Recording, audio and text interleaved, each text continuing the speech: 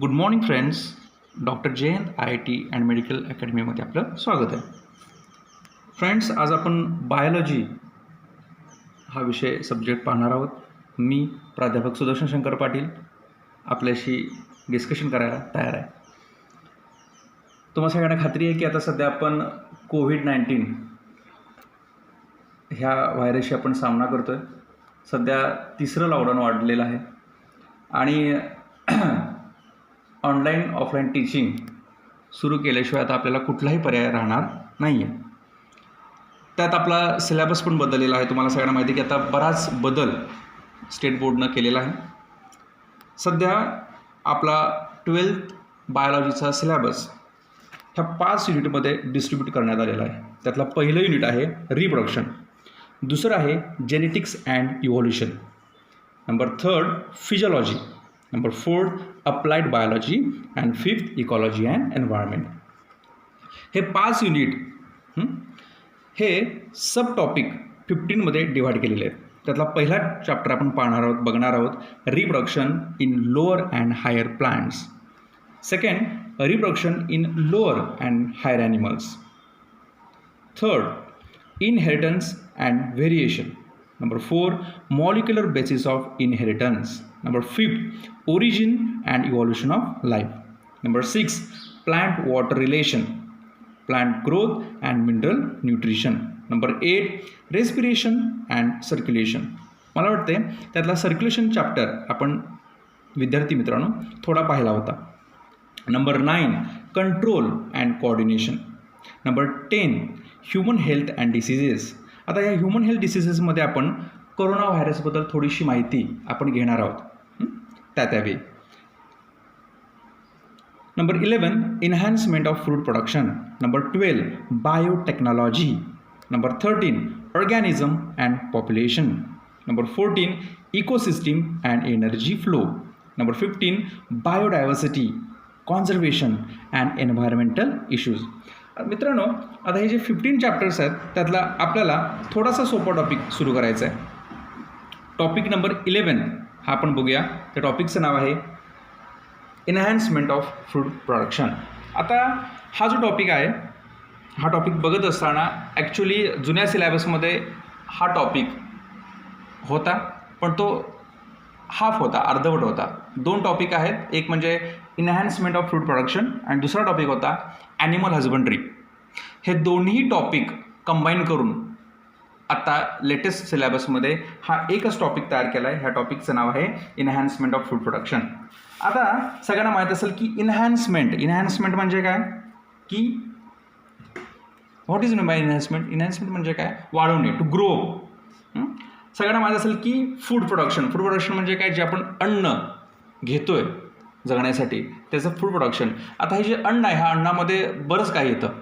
धान्य येतं, दूध येतं, अगदी मटन, चिकन, फ्रूट्स सगळं येतं. म्हणजे कुठलंही अन्न वाढवणं म्हणजेच काय, एन्हान्समेंट ऑफ फूड प्रोडक्शन.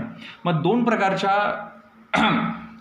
पद्धत आहेत. एक म्हणजे प्लांट ब्रीडिंग, म्हणजे प्लांट ब्रीडिंग करून आपण आपलं जे अन्नधान्य आहे ते वाढवू शकतो आहे. आणि दुसरं म्हणजे मटन असेल, दूध असेल, मांस असेल किंवा ॲनिमलपासून जे काय आपल्याला उत्पादन मिळतं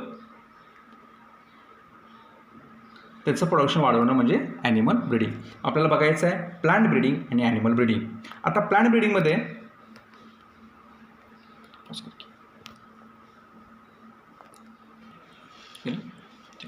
तर फ्रेंड्स, आता तुमच्या लक्षात आलं असेल की आपल्याला की इन्हान्समेंट ऑफ फूड प्रोडक्शन म्हणजे काय, की आपल्याला काही करून प्लांट आणि ॲनिमलकडून फूड प्रोडक्शन वाढवायचं आहे. त्यातली आता पहिली मेथड आपण बघणार आहोत. मगाशी आपण बघितलं की प्लांट ब्रीडिंग आणि ॲनिमल ब्रीडिंग. त्यातली प्लांट ब्रीडिंग ही मेथड पहिल्यांदा आपण बघूया. आपण बघूया की व्हॉट इज प्लांट ब्रीडिंग. हा पहिला खूप आहे की प्लांट ब्रीडिंग म्हणजे काय. तर plant breeding is an applied branch of botany which involves collective use of an art and science for changing and improving the heredity of plants in order to create a desired types.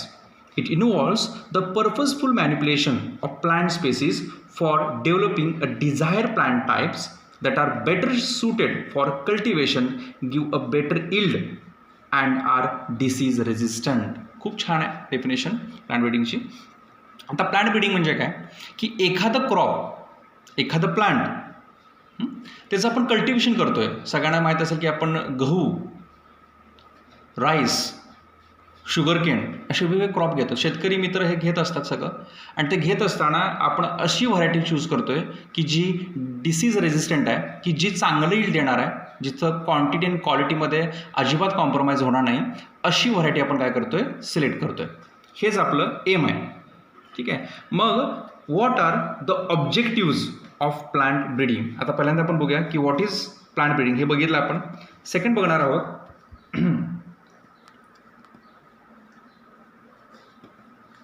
Objectives of plant breeding. का plant breeding करायचं, का, what are the objectives. काय कामधंद्यात म्हणून करायचं की का, मग त्याची काय नेसेसरी काय आहे, गरज काय आहे. Number 1 better yield. बघा खूप महत्त्वाचं आहे. पहिलं काय ऑब्जेक्टिव्ह, बेटर यील्ड. आता यील्ड म्हणजे काय रे, उत्पादन. यील्ड म्हणजे चांगलं पीक आलं पाहिजे, त्यातून चांगला फायदा झाला पाहिजे.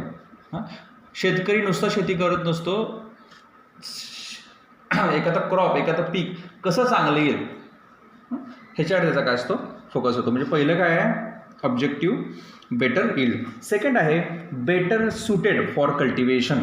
आता कल्टिवेशन म्हणजे काय, कल्टिवेशन करण्यासाठी म्हणजे शेती करण्यासाठी आपण कुठलेही क्रॉप सिलेक्ट करत असताना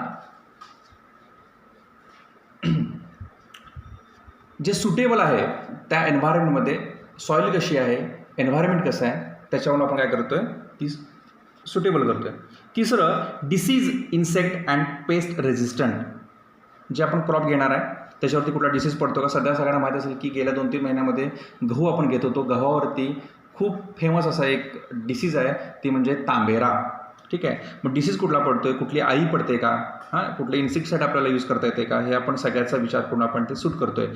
डिसीज, इन्सेक्ट म्हणजे कीटक, अँड पेस्ट रेजिस्टंट, कुठली कीड पडते का. Improvement in quality. ते जे क्रॉप घेतो आहे त्याच्यामध्ये कुठली कुठली क्वालिटी आहे, त्याच्यामध्ये आपण काय इम्प्रूव्हमेंट करू शकतो आहे का. Number 5 tolerant to environment stresses. सगळ्यांना माहीत असेल की आपलं Indian climate day by day change व्हायला लागलं आहे. सगळ्यांना माहीत असेल की परवा दिवशी एक 3 दिवसापूर्वी धुकं पडलं होतं, फॉग.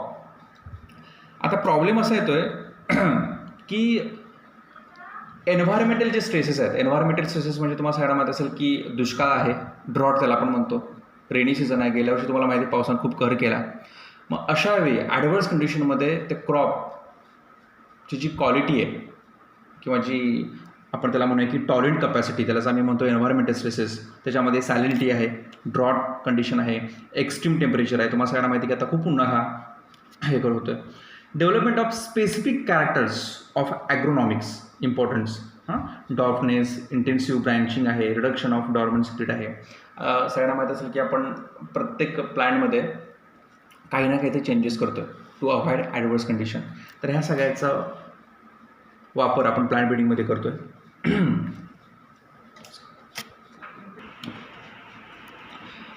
प्लांट ब्रीडिंगमध्ये ह्याचं पूर्ण श्रेय हे 2 सायंटिस्ट जातं. त्यातला पहिला सायंटिस्ट आहे doctor Norman E Borlaug, an American biologist who has been called the father of green revolution, the agriculture's greatest spokesperson, and the man who saved 1 billion lives. Dr. Borlaug, a 1970 Nobel laureate, was honored for his work in the green revolution, saving millions of lives from famine in India, Mexico and Middle East.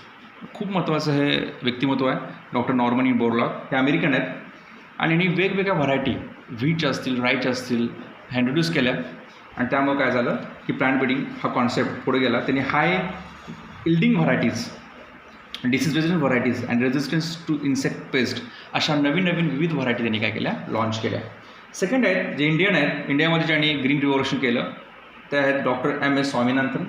He has been called the father of green revolution in India for his role of introducing and further developing high yielding varieties of wheat in India. गव्हाच्या बाबतीत खूप मोठं योगदान doctor M.S. स्वामीनाथनचं आहे.